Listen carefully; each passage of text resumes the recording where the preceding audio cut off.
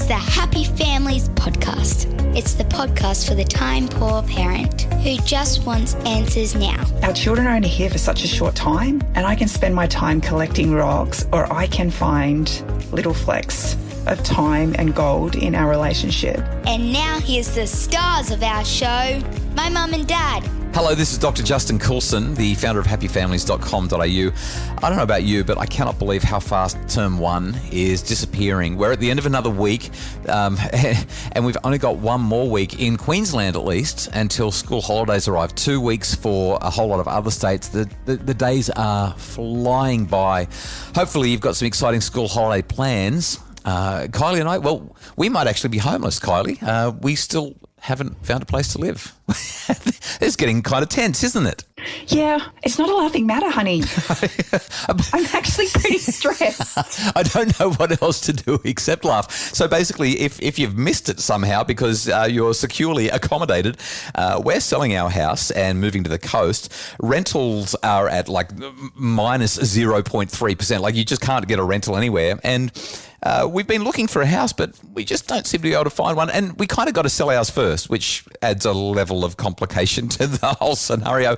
And our Airbnb timing runs out on the first day of the school holidays because, well, obviously they had bookings and we didn't expect that we'd be in an Airbnb for this long. So we're having some new experiences and finding life increasing in complexity. Adventures, did you say? Adventures. That's exactly right. Speaking of adventures, today, for every Friday podcast episode, we have this conversation called I'll Do Better Tomorrow. It's about reevaluating our parenting, having a look at what we've been doing over the last week. What have we done right? What have we done wrong? How can we do it better? What should we do tomorrow to make our family thrive, flourish, and function so well? Now, Kylie, I'm going to get you to go first because I want to ask you a question, and I'm hoping that you can help me out here.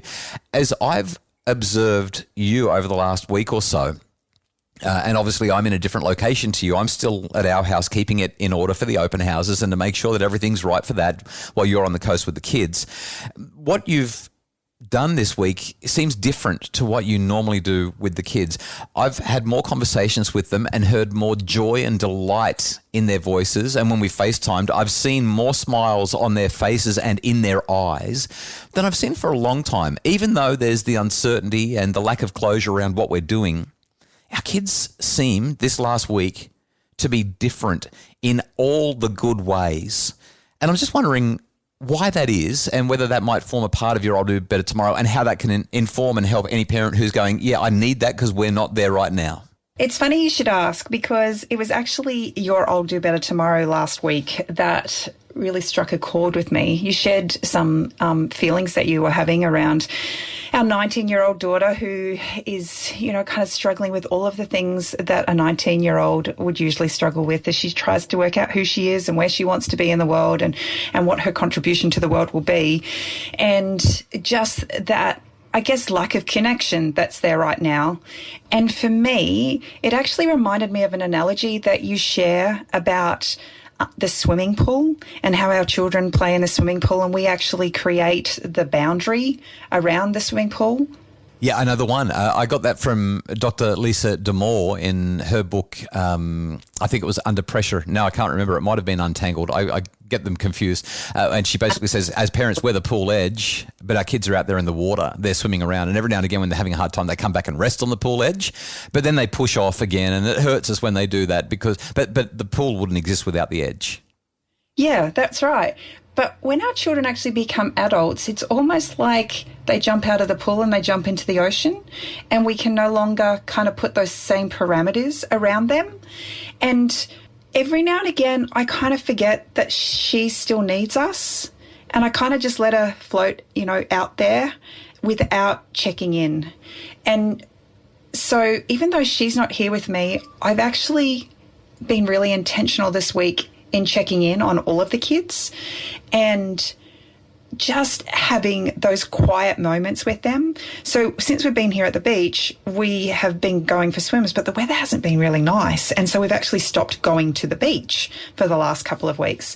And so over the last few days of this week, I've actually taken them one by one and just gone for a walk.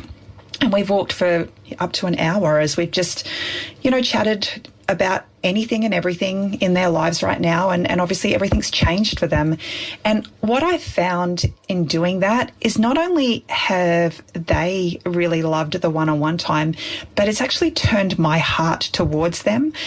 Because of what's going on in our lives, it's really easy to just kind of get caught up in just the comings and goings and the routine and the structure and all of the worry and concern about whether our house will sell and what needs to be done to make sure that's a smooth process, and looking for a house. And so I'm looking at open houses, every other day, and just kind of caught up in my own little headspace.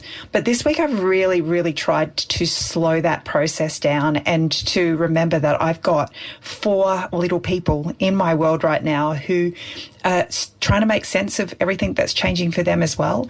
And since I've done that, you're right, I felt it. The kids are more settled and I feel more connected as a parent and more desirous to do everything I can to keep this amazing, beautiful, calm feeling in our home.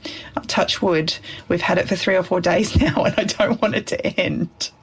Yeah, what a great insight as well. The take-home message: slow things down, be in the moment with your kids, and treasure them for who they are and what they're about. I'm so glad that you shared that.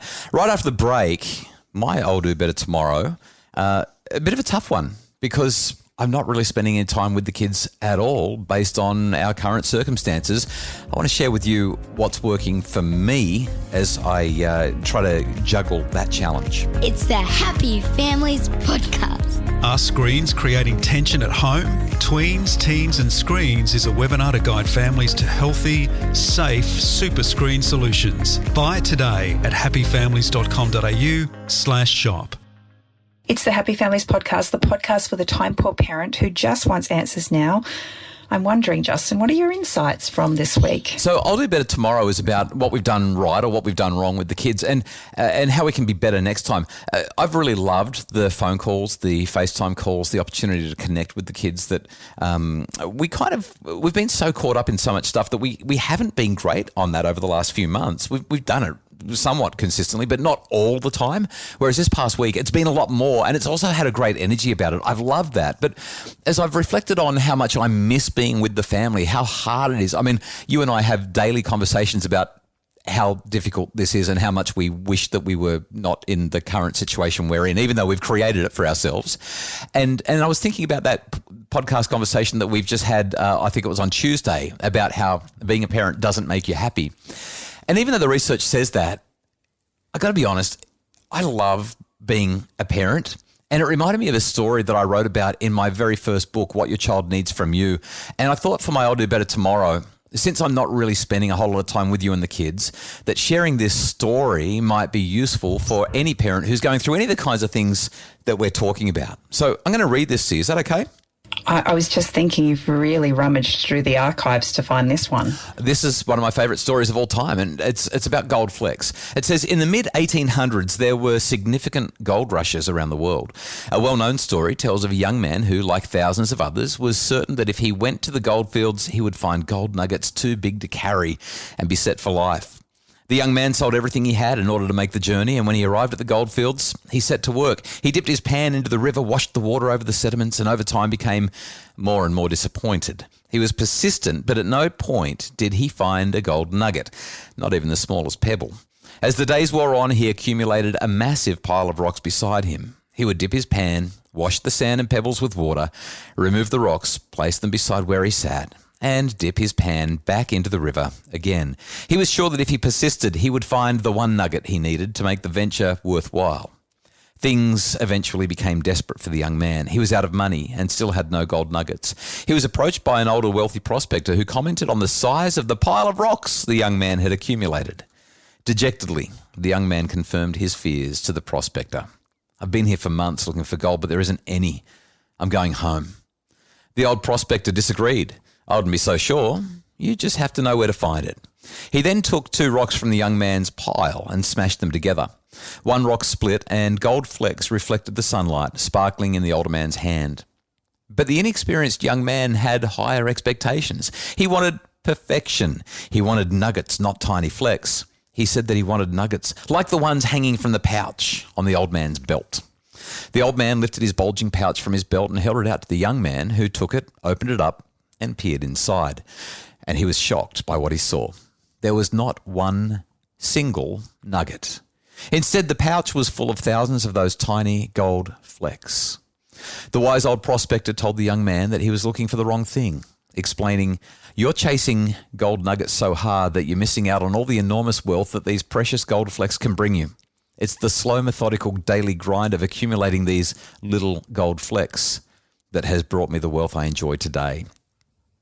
And so, Kylie, I love that story in relation to the conversation that we've just had with your experience this week, and also the conversation we had on Tuesday about kids and happiness, because as parents, we often look for happiness in family life in the same way that that young merchant was looking for gold nuggets. We expect that family life's going to be full of these big, joyful moments of happiness rolling down the river so that we can just scoop them out of the water.